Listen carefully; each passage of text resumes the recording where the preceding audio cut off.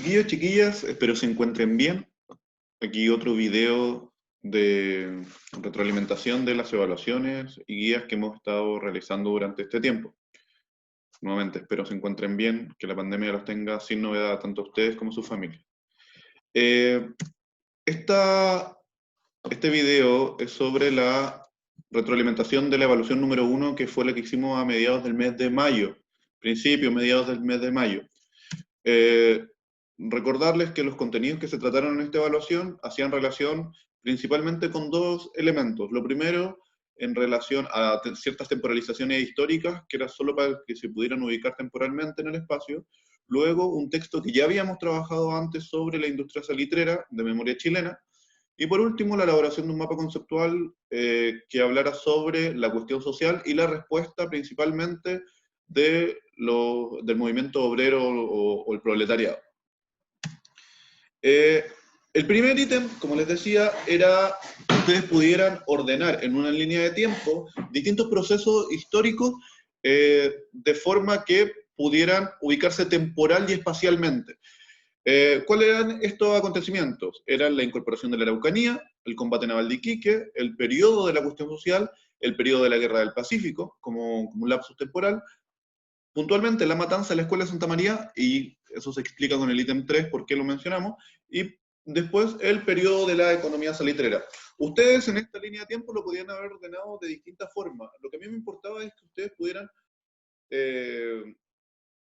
haber ordenado o haberlo visualizado temporalmente y para más o menos entender qué es lo que se estaba haciendo, o sea, cómo se ordena temporalmente estos hechos, acontecimientos o periodos. ¿Cómo hubiese sido un ordenamiento relativamente bien realizado? Hay algunos que no lo hicieron tan bien y que se condice con la evaluación que obtuvieron. Pero ¿cuál hubiese sido un ordenamiento relativamente correcto? Lo primero, bueno, esto era el ejemplo que estaba, que era la colonización alemana en Valdivia y Yanquihue, que entre el año 1850 y 1910. Lo siguiente, dentro de la temporalidad, pensando en el año que se inicia, era la incorporación de la Araucanía, proceso que se inicia en la década de los 60, cuando el gobierno, interesado por que este territorio no fuese reclamado por otra potencia o por otro país, tanto americano como europeo, como es el caso de Francia, en el caso de ¿dónde se denomina? Antoine, bueno, olvido el nombre, pero un francés que se denomina el rey de la Araucanía. El Estado chileno inicia un proceso de ocupación de este territorio que había sido ciertamente respetado desde el siglo XVII, siglo XVI, siglo XVII por los españoles, y que en los primeros años de la República también había sido respetado. Y que termina en 1883, o termina entre comillas, como esta ocupación de la Araucanía, ya cuando el Estado chileno ocupa o ya se establece definitivamente en el territorio. Posteriormente, ubicó el periodo de la Guerra del Pacífico, o la Guerra del Pacífico, o la conocida como la Guerra del Salitre, a propósito, porque solo Chile la conoce como la Guerra del Pacífico, pero para el resto del mundo, para los estudios históricos del resto del mundo, se conoce como la Guerra del Salitre, abarca entre el año 1879 y 1884. Y dentro de la Guerra del Pacífico se encuentra un hecho que había estado, que es realmente conocido. Algunos le dan un realce bien patriótico, pero sí, pero lo resaltamos por el carácter estratégico que tiene para la guerra, como Arturo Prat y todos estos acontecimientos que se dan genera un cambio en la guerra y permite que Chile ocupe el Pacífico a sus anchas, por decirlo de alguna forma, porque elimina los principales barcos que tiene la Armada peruana. Y ahí Chile, por eso le da tanta importancia, y pues de ahí viene el nombre, la Guerra del Pacífico, del Océano Pacífico, ¿cierto? Posteriormente, producto de la Guerra del Pacífico y lo que ahí se genera, o la Guerra del Salitre, y de ahí el nombre, es que Chile incorpora un periodo de la economía salitrera. Hoy día tenemos una economía basada en la agricultura y en el cobre. En ese periodo el principal recurso que tenía Chile era la economía salitrera, que se obtiene en gran medida por los territorios incorporados producto de la Guerra del Pacífico. Lo siguiente, también asociado al mismo periodo, se refiere al periodo histórico, porque está estudiado principalmente en este periodo, pero lo que se refiere a la cuestión social es un periodo anterior y posterior a la fecha que aquí se señala. Pero es donde se define como principal cuestión, que yo le explicaba en un video anterior, que tenía que ver con una problemática. No con una cosa, sino que con una problemática. Es la cuestión, ¿cierto? Un cuestionamiento social a lo que estaban viviendo los sectores más populares.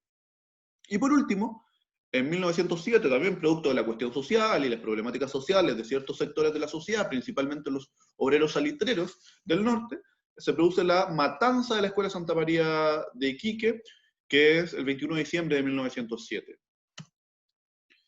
Eso hubiese sido un ordenamiento relativamente decente o correcto de los distintos periodos, acontecimientos y procesos que se presentaban en el ítem 1. El segundo ítem era el análisis de una fuente escrita que tenía que ver con la industria salitrera. En el video aquí ustedes lo ven extensamente. No nos vamos a detener acabadamente en el texto porque esto lo tienen en la guía, pero este texto planteaba distintas características que tuvo la industria salitrera. Por ejemplo, que Chile, después de la Guerra del Pacífico, incorporó los territorios de Tarapacá y Antofagasta. También se decía que la industria salitrera estaba controlada por manos privadas y no por el Estado. El Estado, ¿cómo adquiría recursos? Lo adquiría por medio de los impuestos que cobraba. Se hablaba que había una privatización, pero particularmente de ingleses. El caso de John Thomas North, considerado el rey del salitre, va a dar cuenta de lo que le estoy mencionando.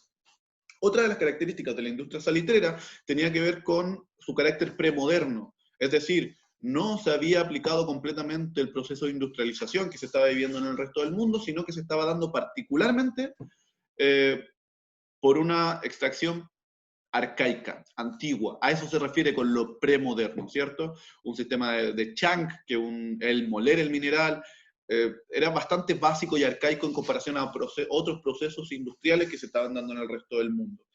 También referir a que gracias a la industria salitrera se producen en la pampa salitrera una serie de oficinas que van a ser pueblos donde va a vivir la población, no en las mejores condiciones.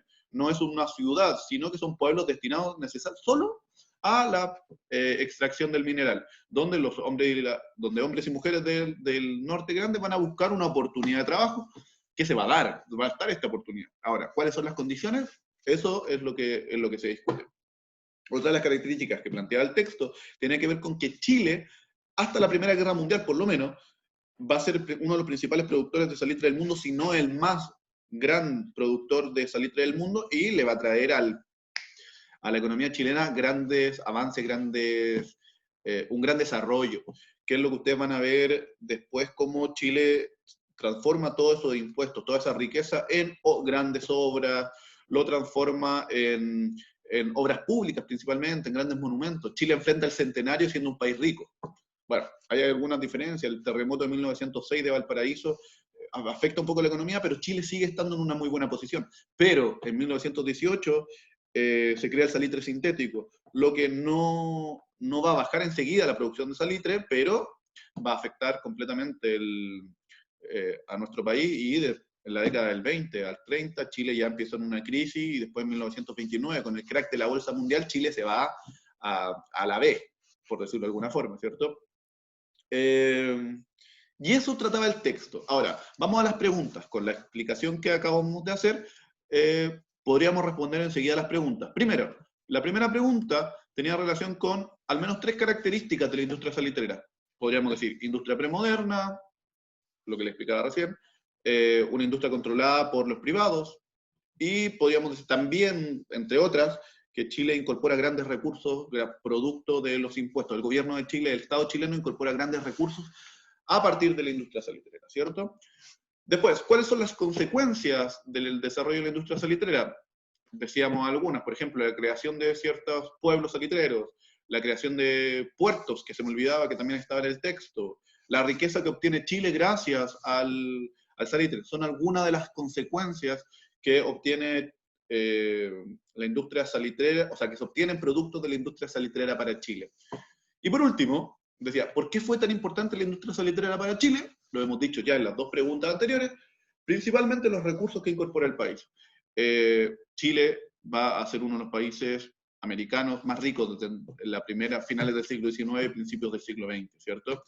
Y esto va a transformar a Chile. Claramente, y ligado con el ítem que viene, esto también va a generar contradicciones. Porque estos grandes recursos, tanto para privados como para el Estado, ¿dónde van a estar concentrados? ¿Van a estar concentrados en todo el país? ¿Toda la población de Chile se va a ver beneficiada por el salitre? Hay una gran contradicción, y es lo que viene en el ítem número 3. El ítem número 3, bueno, lo que viene ahora son las características que vimos ya en un video anterior, decir que Chile era un país monoexportador, que se basaba en la venta de materias primas, y la materia prima, el oro blanco, va a ser el salitre, y eso va a ser lo que Chile se va a ver beneficiado. Aquí están algunas de las características, que fue lo que mencionábamos anteriormente, ¿cierto? Y que, repito, está en el video anterior de la guía número 2. Nuevamente la industria salitrera, es decir, que Chile se beneficia. Ahí vemos un palacio que habla de la riqueza que obtiene el país. También hablábamos de la oficina salitrera, estos son algunos ejemplos, y de la expansión de la red de ferrocarriles, por ejemplo.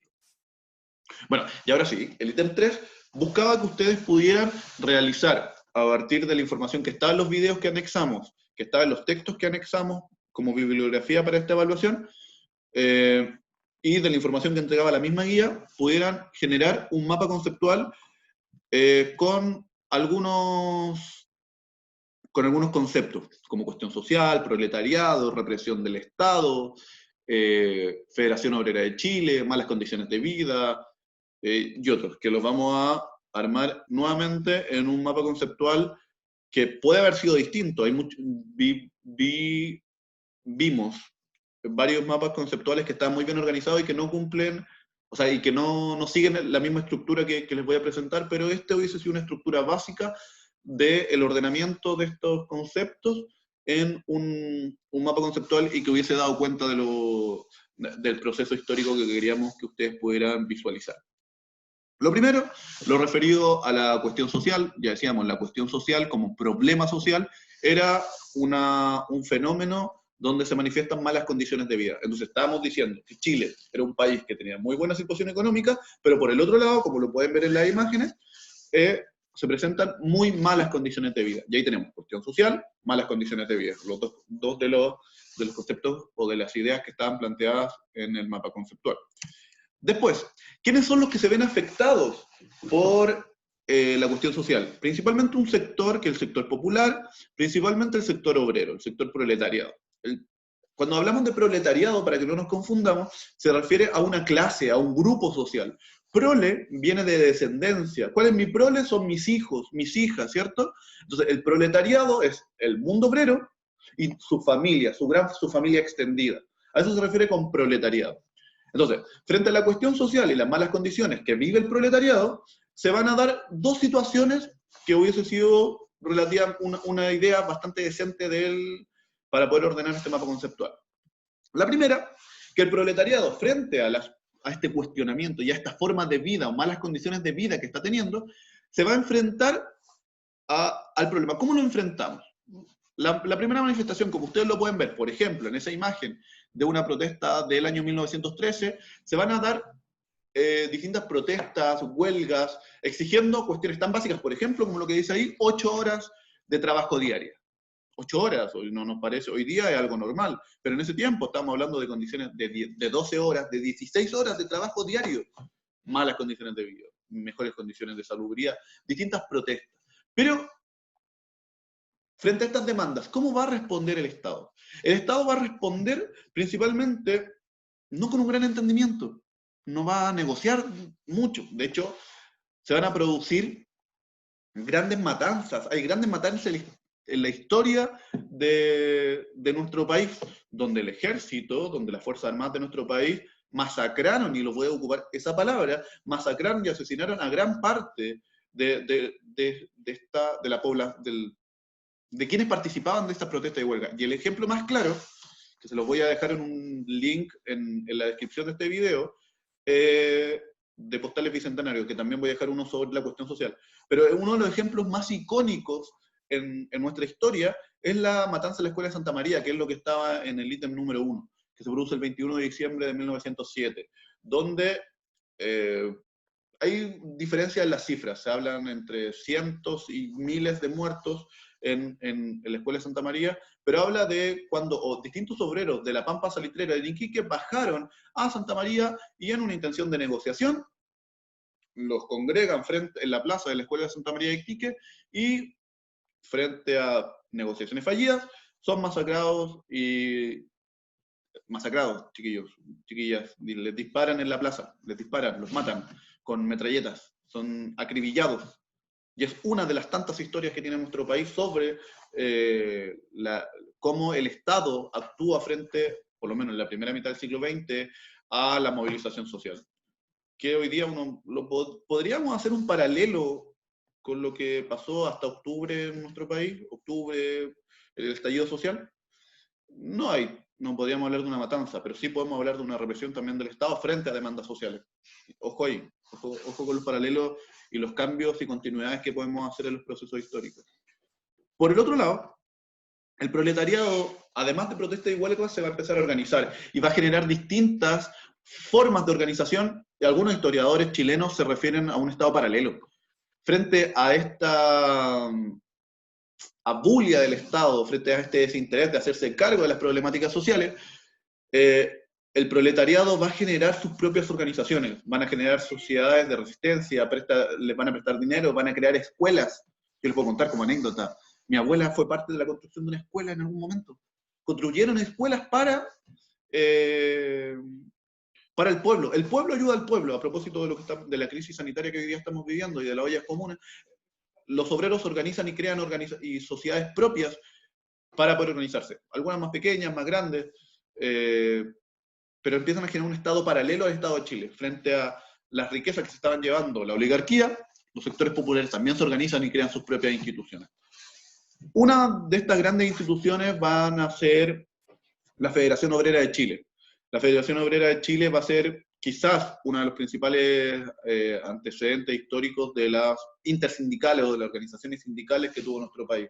Uno de los grandes líderes de la Federación Obrera y que le da gran realce a la Federación Obrera va a ser Luis Emilio Recabarren, uno de los padres del movimiento obrero en Chile, definen algunos. Bueno, ahí están los distintos conceptos, los 8 conceptos, sí, que necesitamos o que solicitamos en la evaluación que ustedes pudieran ubicar o articular en un esquema, en un mapa conceptual. Si ustedes lo organizaron así, muy bien. Si tuvieron otra forma, pero que seguía estas líneas de expresión, muy bien también. Bueno, chiquillos, eso era el video. Chiquillas también, les agradezco que lo hayan visualizado. Espero no haberme demorado mucho, espero haber sido claro. Y cualquier duda, cualquier consulta, háganosla saber. Lo pueden dejar en los comentarios de este video o nos hacen saber por los correos institucionales que ustedes ya lo tienen registrado. Eso, chiquillas, chiquillos, les mando un gran abrazo, espero se encuentren bien, repito, tanto ustedes como sus familias y sus cercanos se encuentren bien y sin novedad frente a esta crisis que estamos viviendo. Un gran abrazo.